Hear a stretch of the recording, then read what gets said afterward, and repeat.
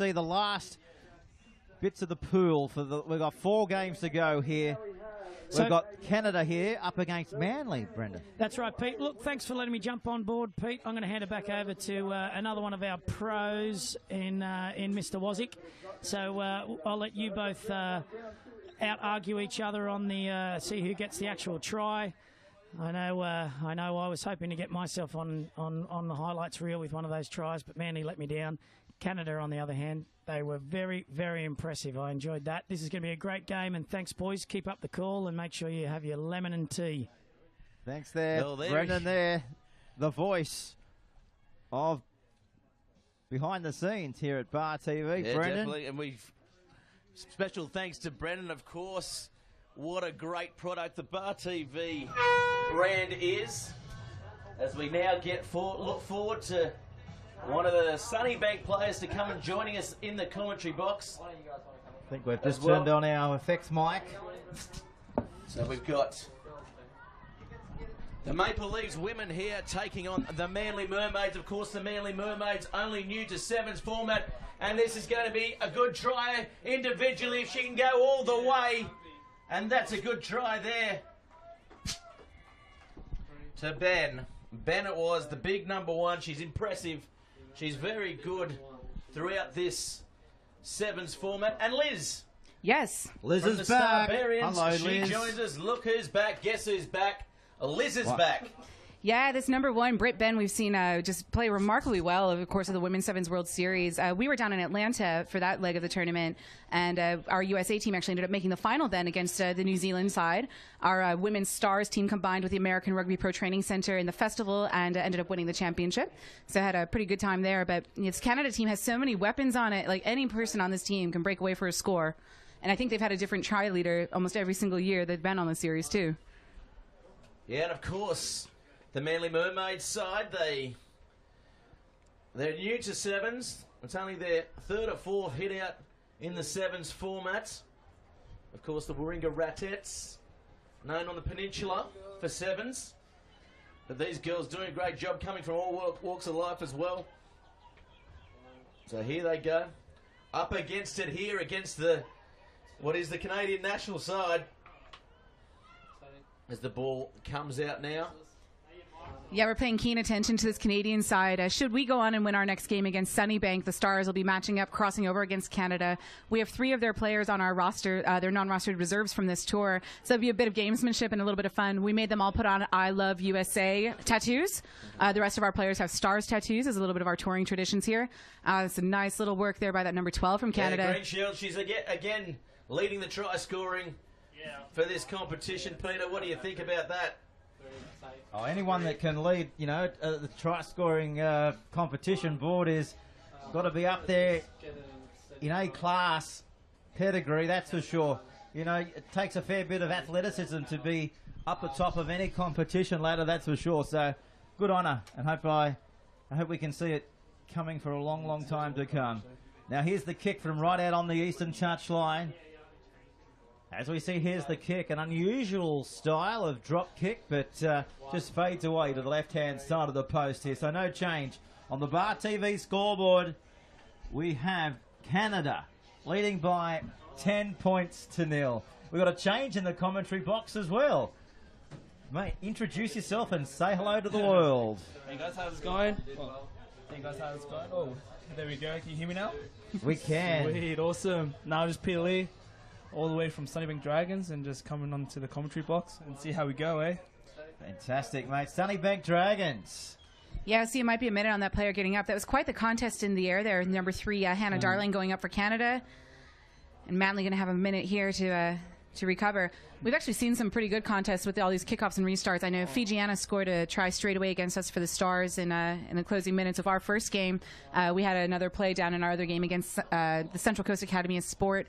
Some big athleticism, some big aerial skills, and I think some of these men's matches too. We were watching Tiger take on Hong Kong, and in the States it would have been an automatic yellow for some of these players that are going head first into the ground. But I think your New South Wales referees being a little more liberal, allowing the play to develop. About that, obviously, rules are supposed to be across the board, but yeah, the interpretation a little bit different here in Australia to other parts of the globe you're experiencing? You know, I think there's just different styles. The United States right now is being very careful about, you know, any head, neck injuries. I think maybe a little carryover from the NFL and our worries there and the gridiron. But they're, you know, really emphasizing right now high tackles and any of that is going to be automatically yellow carded. And a tournament recently, I was out at Aspen. We saw one of our old USA stars, Paul Emmerich, carded out of the tournament due to his tackling. Oh. So quite unfortunate, but that's another great try by Canada here. Hannah Darling. Yeah, Darling it was. Oh. Hannah Darling. What a try. Easy, through the hands, basic skills. Try time. Mate, if you were out there, very hard to stop in that part of the ground. Oh, definitely. You know, like we just finished playing New Zealand, and that was a game and a half, really. You know, just. We actually had that happen to us last year. One of the referees let the first half go 12 minutes long. Yeah. So we're like, all right, we got our bonus minutes of rugby here in Australia too. But I think, you know, refereeing around the world, though, you look at people they're interpreting the laws, and some have a little bit more freewheeling style. You know, there's one point in one of the games too where we thought maybe persistent infringement, and we've seen a couple yellow cards come out. You know, so as the day gets on and gets hotter, you know, impacting a little bit more of the tournament too. And yeah, so some of these Canadian girls are better kickers than us guys. Eh? So precise, and the precision of the kicking is so good. Look at this. Yep, that's our number 6, Mandy Marchak, on the restart. We've had a bit of good banter with one of her uncles in our Stars family group on Facebook. He's constantly trying to remind us that Canada won the War of 1812. We had to remind him that our men and women just won the Super Series, you know, kind of beat them a little bit over the summer in 15s, and then back and forth on the Pan Am Games and our NACRA qualifiers for the Olympics, too. How can you tell the difference between a Canadian and American accent? You know, that's the hardest part. Like, yeah, Canadians will generally say a little bit more about. They get a little, okay, yeah. And then they'll, you know, sorry, so sorry, and throw in some A's. We've had some tours where we find our players for being too Canadian, and then they have to stop apologizing. They're not allowed to do it anymore. As we see here, Canada again looking, probing. Not quite Yeah, they've been all there. in Manly's half this entire first half of the game. You know, so Canada on constant attack, but Manly with a little bit of a chance here, given a penalty, a little bit of a gift for some free play. Inside their 22, look at them go. This is their opportunity to shine here, but they've turned it over here to Canada. We're having a bit of Snapchat here in the box too. It's a bit of everything going on here as Canada, look at them go inside the 22, and away they go for another 5-pointer. And I believe that was Kayla. Yeah, number 6, Mandy Marchak, in for the try, so she'll sit here and try to convert her own. Okay. See if they can take a 24-0 lead. But speaking of Snapchat, I've never seen any other tournament in the world that's been as active on social media as the Central Coast Sevens. I mean, 24 hours a day. How good is it? Yeah, that Craig Morgan, Does he he's sleep? Competitive with his tweeting. Sleep on me, whatever you want to call it. He must Yeah. have it. But credit to him. I mean, not many other tournament directors around the world are so actively in their pursuit on social media, are they? I've never seen another guy like it 24/7. Have you? Not at all. And if you were to search the hashtag CC7s the entire weekend, you know, pulling up all the tweets from all the teams that are here, you know, we've had some great banter. You know, we were tweeting at Sunnybank and our entire pool. And, Yeah. you know, wishing them good luck. And, you know, it's that rugby community and the spirit, too. I mean, we've been on the sidelines and just been able to chat. I mean, access with, like, DJ Forbes. Where else in the world would you get that, just to have a chat with him in a tent? Nowhere but here. oh yeah, but here, Central Coast Sevens, Wyong.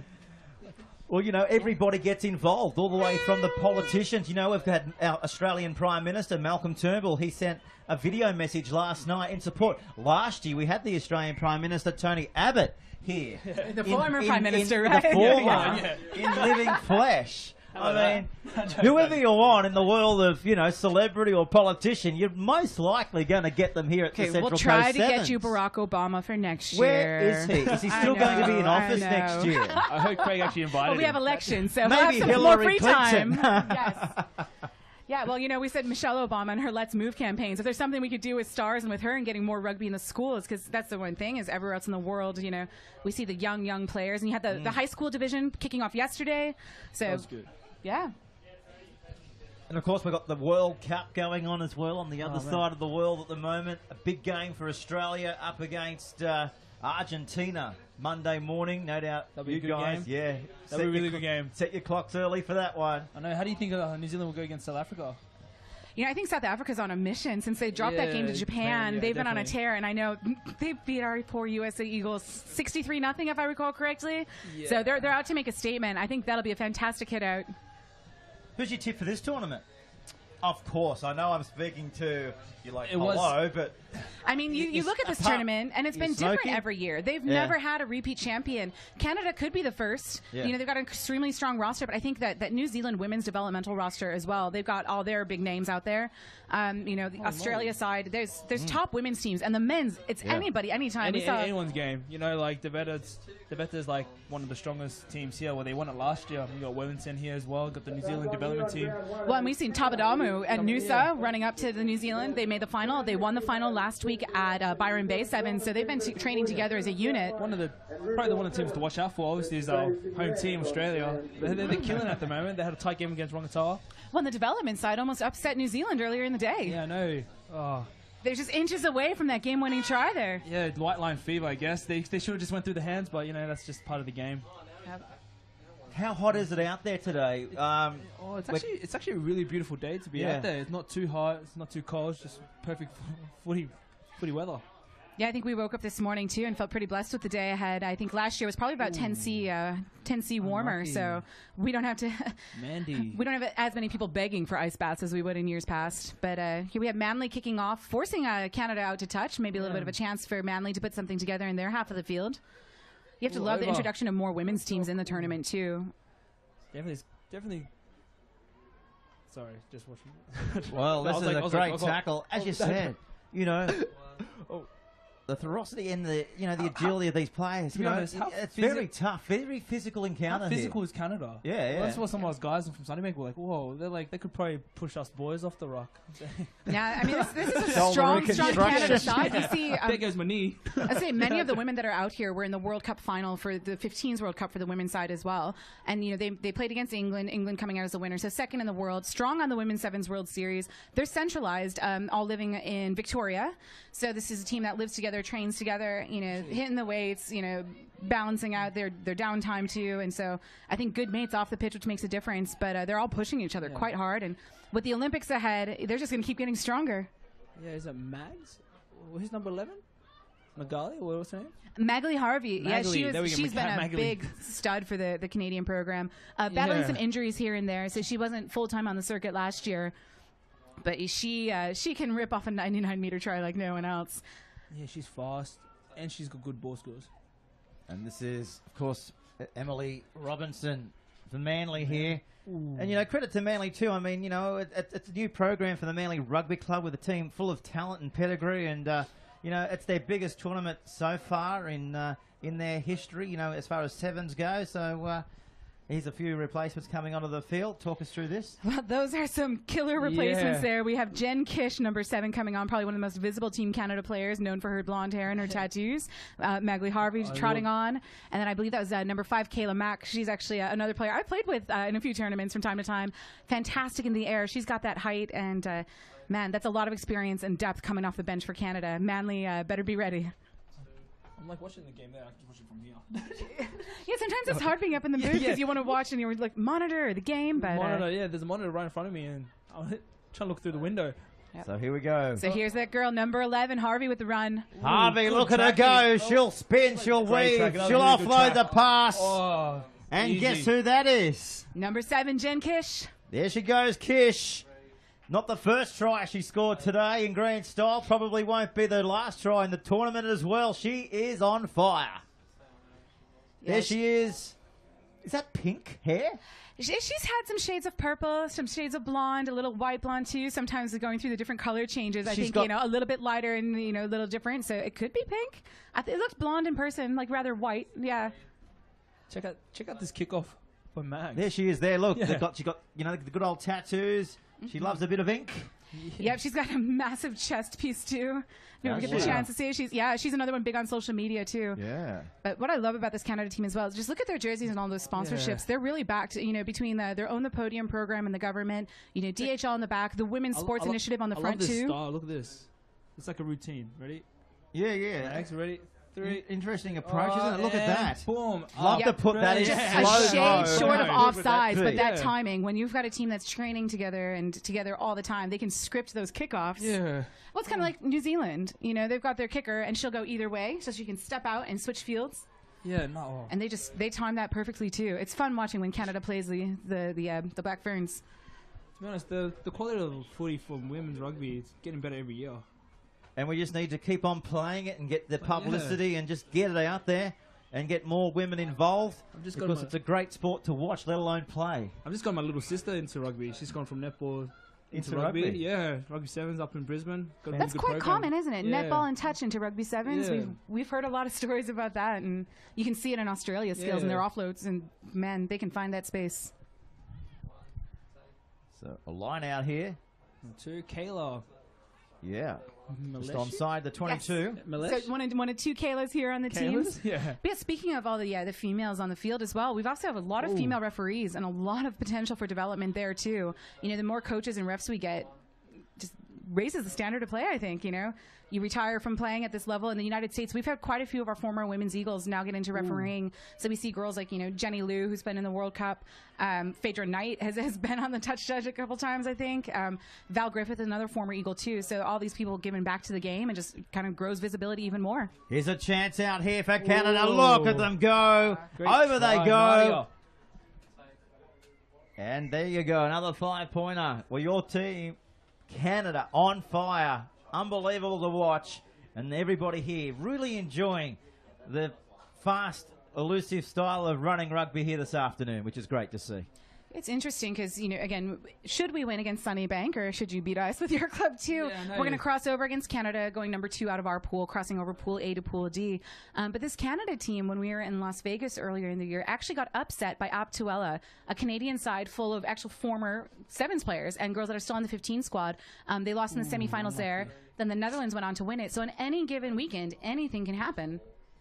Can I play devil's advocate for a moment? How much emphasis in a tournament like this is on goal kicking? I know it's all about trying, but we've seen a lot of missed opportunities today with goal kicking. I guess the more tries you score, you don't have to worry about goal kicking, obviously, but not so much emphasis on the drop kicks. No, the difference between 5 points and 7 points is a big deal in sevens. Yeah, you know? yeah. It's just it's a game of points, and like Just spin it around and have a bit of fun. yeah. We put that in our practice scenarios too. You're down by 6. There's 30 seconds left in the game, so they don't just have to score, but they have to score center to give our kicker that advantage. And you know, it does make a difference. And if any of these pools had teams that are 2-1, 2-1, 2-1, when it comes down to the point differential as well, it adds up. Plus, you know, we had our earlier score. We thought it was 29-7. It ended up 31-7, and it just looks better. So 21 metres out, the scrum. Oh, you could say this is almost like the last play. Yeah, they're spread deep, aren't they, towards the Well, you club gotta, end of the field here at Wyong. And Jen Kish there has her first receiver straight behind the scrum, given the option to go weak. And you see her shading over. Scrum didn't quite go as well as it wanted to. Good turnover, Manly. How about that? So the siren has gone in the background. They're back in towards their own line here. And that's where it will pretty much end us here. That's all she wrote for this clash. Well, there you go. Canada, the Maple Leafs. A convincing win over the Manly Mermaids here from Australia. The Manly Rugby Club going with the win by 32 points to 0. In the end, it was just a complete thrashing. I mean, Manly had very few touches on the ball. You know, we were able to get a little bit of movement, but it really was just all Canada. They used to use the hashtag #GoCanadaGo, and I think that's what they did. They went. Okay, well, let's look ahead to our next clash. Have you got time to stick around, or you got to bust the catch? No, this will be fine. Our Stars women take the field against the Sunnybank women here in about 40 minutes, so we can get one more game in. Okay. At least I can. Well, this match that we've got to watch coming up shortly, it's the New Zealand Sevens development squad taking on Lloyd McDermott. You know the best thing about world-class teams coming across over the ditch to Central Coast Sevens is that you get to kind of match yourself against the world's best and kind of gauge how much more especially